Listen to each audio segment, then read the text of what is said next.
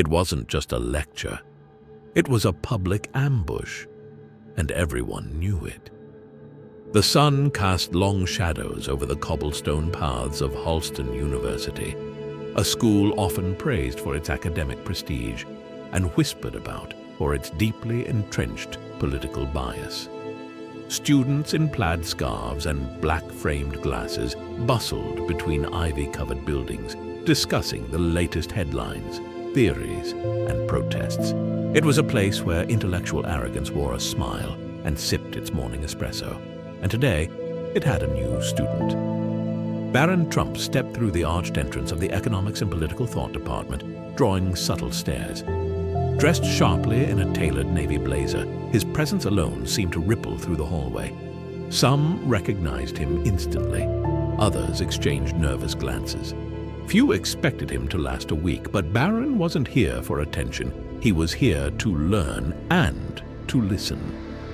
Unfortunately, listening wasn't something Professor Alden Marlowe did well, especially not when it came to people like Barron. Marlowe was a fixture at Halston, a man in his 60s with steel gray hair, sharp suits, and an even sharper tongue. He was known for two things: his genius-level IQ and his ruthless takedowns of any student who dared to challenge his progressive ideals. Many admired him, others feared him, and some worshipped him like a god of intellect. As Barron entered Marlowe's lecture hall for the first time, the professor stood at the front like a general surveying his troops. His eyes scanned the room, then stopped. A smirk tugged at the corner of his mouth. The lion had spotted the lamb. Without so much as a greeting, the lecture began. "In the ruins of modern economics," Marlowe declared, "one finds the fingerprints of ideology, namely the failed fantasy of trickle-down economics." He let the words hang in the air like a trap waiting to be sprung. Barron sat silently in the third row, jotting notes with a mechanical pencil. His expression was unreadable. Marlowe paced the front like a courtroom prosecutor. "Some of us still believe that wealth is earned by merit," he said, turning sharply. "But others, those born into privilege, inherit not just wealth, but the illusion of intelligence." A few chuckles rippled across the room. Still, Barron didn't flinch. "Tell me," Marlowe added, locking eyes with him for the first time, "what happens when the illusion is exposed to reality?" The room fell quiet. But Barron said nothing. He didn't need to, because the professor's trap had just been set and Barron Trump had walked in willingly. It started with a simple question. It ended with a challenge that would shake the entire campus. The second lecture came fast, too fast. Word had already spread through campus. Barron Trump is in Marlowe's class. Twitter threads buzzed. Secret student forums exploded. Some students came to class early, not for the content, but for the show. And Marlowe didn't disappoint. He opened with a grin. "Today," he began, "we'll examine market behavior during periods of crisis, although some of us here might confuse a market crash with Daddy's golf score." Scattered laughter, some loud, some nervous. Barron remained still, calm, unbothered. Marlowe leaned against the podium. "You know, I've taught here for 32 years. I've seen a lot of bright students, and some dim ones. What separates them isn't money, or fame, or last names. It's whether they actually understand the material." He stepped down from the stage and began walking the aisle, slowly, deliberately. "So, let's find out, shall we?" He stopped by Barron's desk. The class collectively held its breath. "Mr. Trump," he said, "can you explain the difference between Keynesian stimulus and classical economic policy when applied to recessionary periods?" Barron looked up. His answer came softly, confident. Keynesian theory advocates for increased government spending and lower taxes to boost demand. Classical policy argues for market self-correction through supply adjustments. Marlowe raised an eyebrow. "Impressive. Did your father tell you that over filet mignon?" A few gasps, a few laughs. But Barron, smiled. "Actually," he replied, "I read it in your own paper, Macroeconomic Myths of the 21st Century. Page 42, paragraph 3. Marlowe blinked. A crack in the armor. The professor straightened his tie, clearing his throat. "Well then, since you're such an eager scholar, perhaps you'd be open to a challenge." Barron closed his notebook and looked him square in the eyes. "I'm listening." Marlowe grinned wide. "Let's test intelligence, real intelligence. No debates, no politics, just raw numbers. A supervised IQ test, administered by Mensa if you'd like." The room gasped. Phones came out. Someone whispered, "Is he serious?" Barron nodded slowly. "I accept. But let's make it interesting," he added.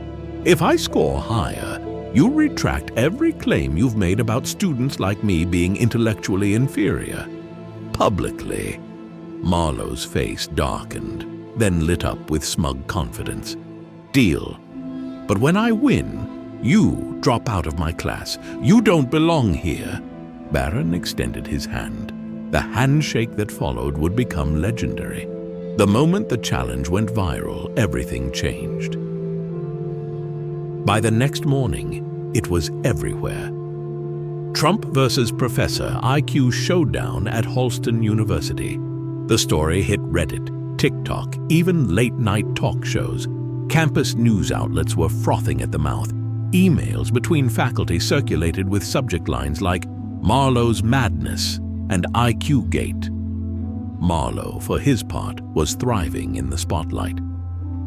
He strutted into class like a champion before the match, tossing around quotes about reason, logic, and the burden of proof. Every student in that room knew he believed victory was inevitable. "It's not arrogance," he said during a lecture. "It's confidence built on data." Meanwhile, Barron said nothing. No tweets, no interviews, no statements. He spent his time in the library, flipping through psychology books and behavioral economics journals. Not cramming, for he didn't need to, but preparing his mind for the storm ahead. The Mensa representative arrived 3 days later, neutral, professional, sharp-suited and clipboard ready. Each test would be taken under strict supervision. No devices, no contact, just pure cognitive grind. Dozens of students signed up to take it too, some out of curiosity, others to support the professor. Barron's name was near the bottom of the list. The test took 2 hours, 2 grueling hours of patterns, numbers, analogies, memory drills, and logic puzzles. Marlowe finished first. He stood up with the air of a man who had just written a masterpiece. He didn't say it, but everyone could see it on his face. "I've already won." Barron remained seated, focused, deliberate. When he finally handed in his papers, the Mensa proctor paused, studying the sheets with a quiet frown. Then he nodded, collected them, and asked Barron to stay back for just a moment. The door closed behind them. No one knew what was said, but whispers began before the next lecture even started. One envelope would end a career, the other would launch a legend. The day of the results arrived like the final act of a Greek tragedy. The lecture hall, normally home to bored students scrolling through notes, was now packed shoulder to shoulder. Phones were off. Whispers filled the air like static before a thunderstorm. Professor Marlowe entered the room with a theatrical pause. He was holding a thick manila envelope in one hand, and in the other, a clipboard with test statistics. He stood at the front of the class like a showman preparing his final trick. "Before we begin," he announced, practically glowing, "I thought you'd all like to hear how your class performed." There was a murmur of interest. Some leaned forward. "The class average was a commendable 125, he said, flipping through the pages. "However," he added with a smirk, "there was a score of 93. Rather disappointing, really." He looked directly at Barron. Barron sat motionless, his envelope still unopened, resting on his desk like an unexploded bomb. Marlowe continued. And then there's the highest score, a remarkable 170, absolutely rare, genius level, the kind of score you'd expect from, well, someone like myself. The room buzzed. Marlowe opened his envelope with deliberate flair. 145, he said proudly. Not my best, but certainly elite. He gave a performative shrug. Sometimes brilliance is hard to quantify. Eyes turned to Barron. Slowly, deliberately, he picked up his envelope. He didn't open it. He simply waited. The Mensa proctor stepped forward. Mr. Trump scored 170. The silence hit like a tidal wave. Marlowe blinked. Then again. No, that's not possible, he muttered. He lunged forward, snatching the test sheet. His hands trembled as he read the numbers. This has to be a mistake. He looked up at the proctor, desperation seeping into his voice. He received a second test. That's not standard procedure.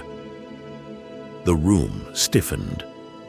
One number silenced a classroom. Another destroyed a man's pride. The Mensa proctor stepped forward, his tone calm, measured. Mr. Trump scored at the ceiling of our initial test, he said. A perfect 160. It's our policy to administer a second, more advanced assessment in such cases. He turned to the room. Only 3 individuals in my 15 years have ever qualified for that test. Barron Trump is the 4th. A stunned hush gripped the classroom. Someone in the back muttered, "No way!" Professor Marlowe swayed slightly. The confidence drained from his face. This is a farce, he barked. This is special treatment, favoritism. It's politics again, isn't it? He jabbed a finger in Barron's direction. This is exactly what I warned about. Influence, privilege, rigging the system. Barron finally spoke. His voice was calm, firm. Professor, you chose the metric, not me. You said intelligence would settle the debate. You insisted it meant everything. And now that it doesn't suit your narrative, you want to rewrite the rules? The professor opened his mouth, but no words came out. The students, once faithful to his ideology, now looked at Barron with new eyes. Not because he won, but because he didn't gloat. He didn't need to. He had let the numbers speak. When facts fail, pride fights back. Marlowe wasn't finished. He turned toward the class, desperate to reclaim control. You've all been misled. Intelligence tests don't account for emotional depth or philosophical wisdom. This proves nothing. Barron raised an eyebrow. That's quite a shift, Professor. Earlier this week, you said IQ was the ultimate measure of capacity. Are you now saying it's irrelevant? The class chuckled. The tension cracked. But Marlowe's fury burned hotter. Don't twist my words. This doesn't change the fact that your values, your worldview, are dangerous, outdated, anti-science. Barron stood. He didn't shout. He didn't flinch. And yet here I stand.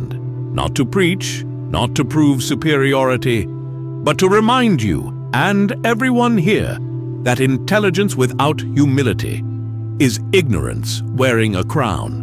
The room went still. You were right about one thing, Barron continued. This test didn't measure character.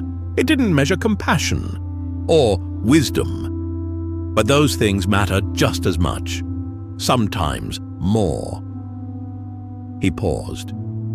And I've learned more about real intelligence from the factory workers my father employs than I ever have from a textbook.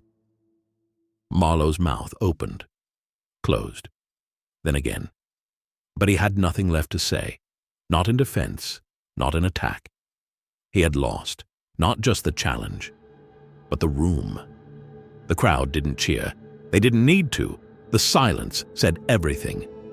And Barron Trump walked out with something far more valuable than a test score. He walked out with their respect. In the end, it wasn't about IQ at all. The classroom had mostly emptied. A few students lingered behind, whispering in low tones, stealing glances at the man who just had his throne pulled out from under him. Professor Marlowe sat slumped at his desk, fingers trembling slightly, flipping through Barron's test papers again as if hoping the numbers might rearrange themselves. They didn't. Barron approached the front slowly. No cameras, no victory lap, just a quiet presence. "I wanted to give you these," he said gently, sliding a neat stack of papers across the desk. Marlowe stared down, confused. "My lecture notes," Barron explained, "with some added thoughts. Business case studies, experiences from my father's companies, and ideas from conversations I've had with people in parts of the country you've probably never been to." Marlowe's hands hovered over the papers, hesitant. "I'm not trying to convert you," Barron added, "but maybe you'll see a different perspective. Maybe we both will." For the first time, the professor met his gaze without venom.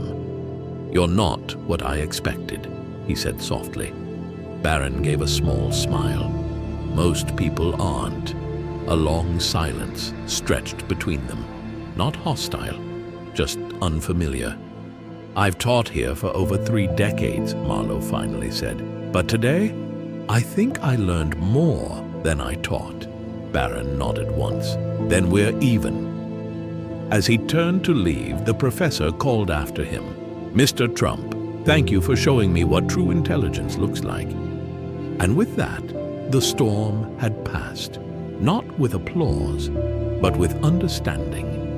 The smartest person in the room is often the quietest. Barron Trump didn't win that day because of his name.